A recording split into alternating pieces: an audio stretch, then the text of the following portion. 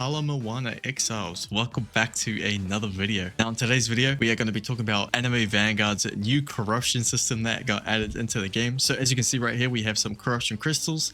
Wait, this doesn't seem correct. All right, much better. Now, with the corruption system, we have these new corruption crystals that you can obtain from the Odyssey game mode. And with these, you have 4 different corruption types that you can land on your familiars. Now, 3 of the 4 corruption options are actually able to change how the familiar is, while one of them does nothing. And once a familiar is corrupted, you are not able to corrupt it again, aka you cannot modify that familiar anymore. It is kind of locked in place. So going over the corruptions, corruption 1 has no change. Corruption 2 can randomly roll the stats on a familiar. Corruption 3 can roll the stats between 1 and 50% better / lower than they currently are, exceeds cap. Now, one thing to note about corruption 3, this can only be a positive outcome. When it says better / lower, this means things like Padoru's timer. This will always roll a lower number, meaning that it becomes better. So you can never have this negatively affect your familiars, corruption 3. And corruption 4 can add another passive to the familiar, assigning a random element to that passive, and that you gain a random damage increase of 1 to 10%. This whole system is very cool. I really like it, as it is a system that is from another game that I like to play, Path of Exile, where you are able to corrupt your items and they become unmodifiable once you do it, but you can get really powerful outcomes out of it. It is not really recommended to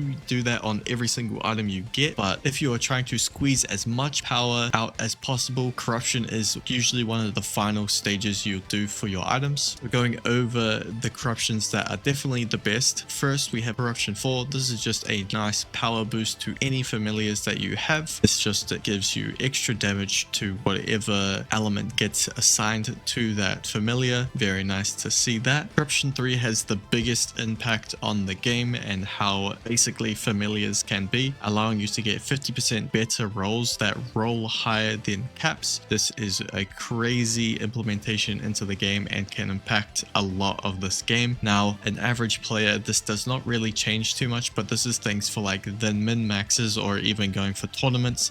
Having these unobtainable rolls that can only be obtained through corruption is very strong and can definitely be putting yourself above everyone else when it comes to competing in tournaments or anything like leaderboards. So let's go over every single familiar in the game and how they can roll with corruption 3. So first off, we have Turbo Granny's crit chance. This is the main thing to look at when it comes to corruption 3. This can actually go to 15% crit chance, which is very nice. Doggo can increase his damage for each unique element on the team up to a maximum of 3% with the new corruption, which is very cool to see. Cyberman, same thing as Doggo, he can roll 3% for every matching element on the team. Fedora's is a bit different. Her timer will actually decrease to a maximum of 5 seconds, which is an insane buff for this familiar. Gaining a random present every 5 seconds is a crazy thing to get and will be very sought after. Gon is another very good familiar. He is able to get up to a maximum of 70% damage reduction. This is very recommended to go for, as this helps a lot with just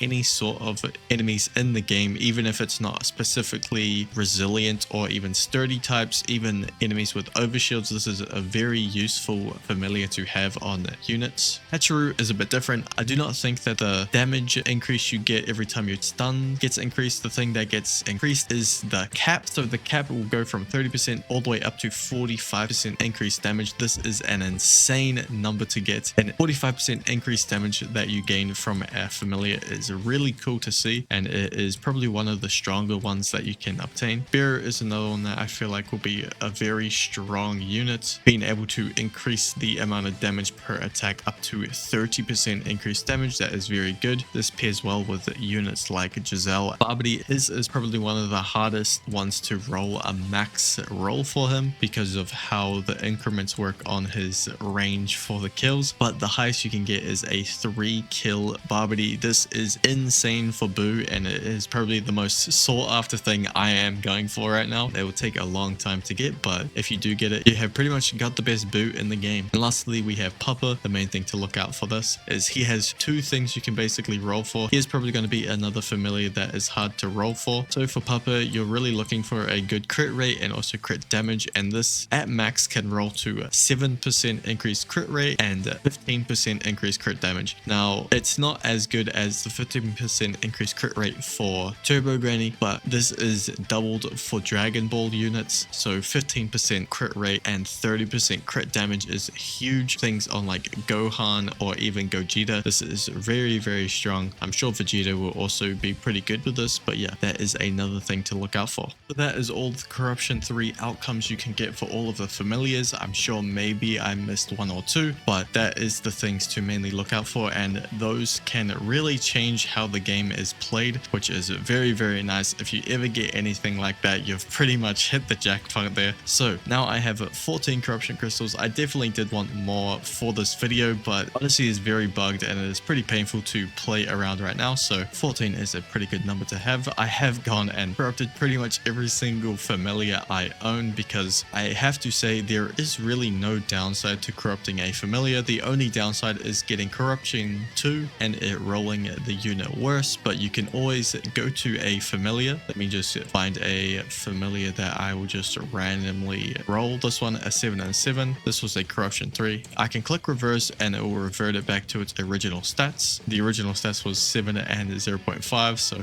I just made it worse that way, but that was an example. So I do have two familiars that I will be corrupting in this video just to showcase it. First up, we'll be corrupting the 26% gone here. I'm hoping for a corruption 2 and trying to roll it into a better, just generally rolled familiar. So let's go ahead and do this. We ended up getting corruption 4 on this familiar, so let's go ahead and check out what element got added to this familiar. We got a mid-roll passion roll. This is not that great. I probably won't be using this familiar because the initial roll on it is not that good, but yeah, that is a corruption 4 that I have gotten. On this one, I'm really hoping for a corruption 3. I'll be so sad if I get a corruption 1, but any of the other outcomes I feel like will be okay, can be okay, so let's go ahead and corrupt it. We ended up getting a corruption 2, so we were at 40% roll on this. Let's see what this got changed to. This got changed to a 41%, so it made it ever so slightly better, but just to showcase the reverse mechanic again, let's go ahead and just reverse this back since I do have a better gun already. So this is just to showcase what can happen if you ever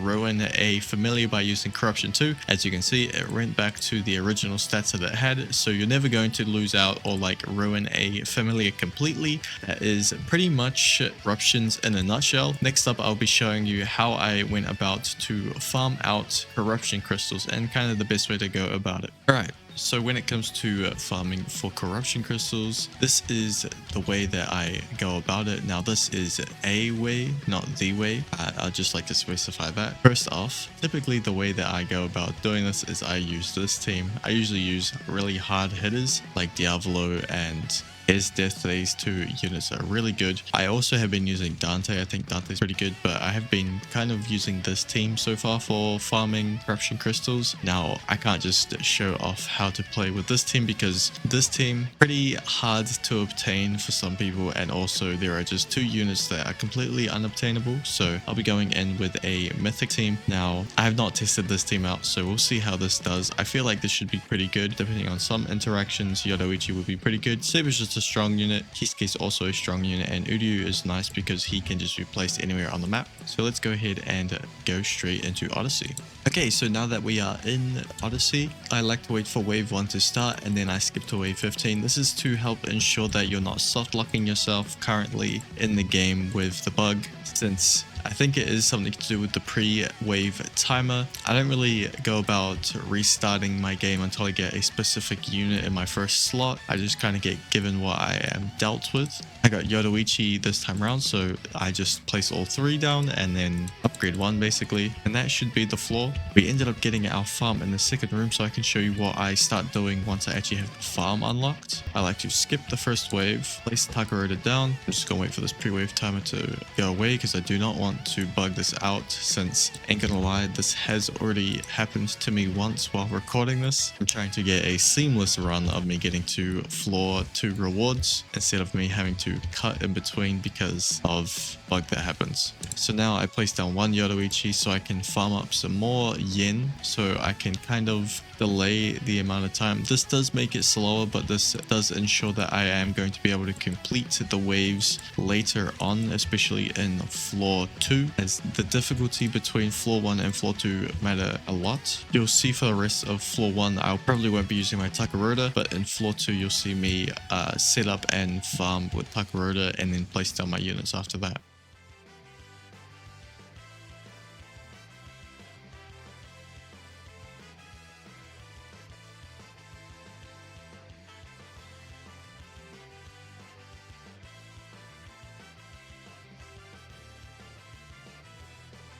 Alright, that is floor 1 completed, and it seems like I am back onto the sand village again, even though it said Shibuya. One thing to mention with completing these floors initially is if you ever get the sorcery stage or the double dungeon god statue boss, most of the time I actually liked to just restart. It takes way too long to complete these. Another one is also whenever you get the revive boss on Shibuya. That one is another one that is very annoying to deal with, just makes it way longer than normal.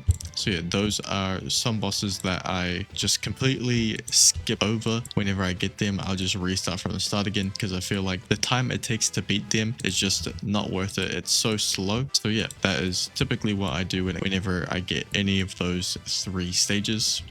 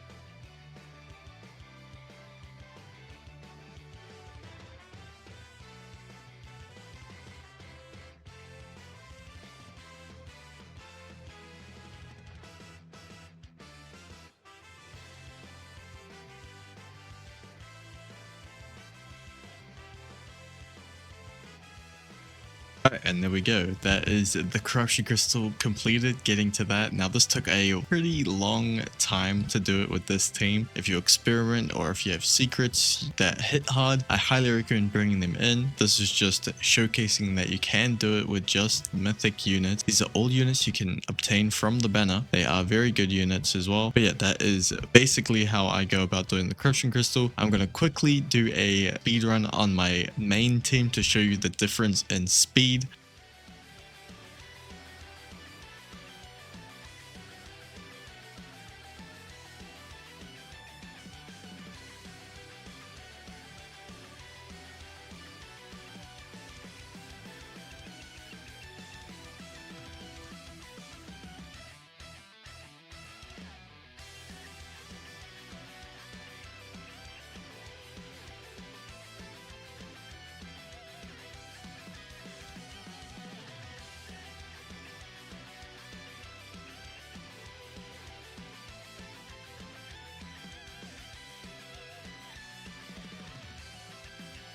Alright, so this should be the last room to get my corruption crystal. There we go. As you can see, I completed it in under 7 minutes. Now, I did get super lucky with this one and I got 2 delicate flowers, but other than that, like, it is all dependent on the rooms that you gain and the stages that you have to beat. Going for like the slower stages is of course going to make it the climb to floor 2 slower, but as you can see, you can get it done in a reasonably quick time. Say average 8 minutes per corruption crystal if you do it this way is pretty good. And on that note, I hope you have found this video useful and learning about the corruption crystals and probably one of the better ways to obtain it. So please consider liking and subscribing if you have not already done so, and I appreciate it if you have watched this far through the video. See ya.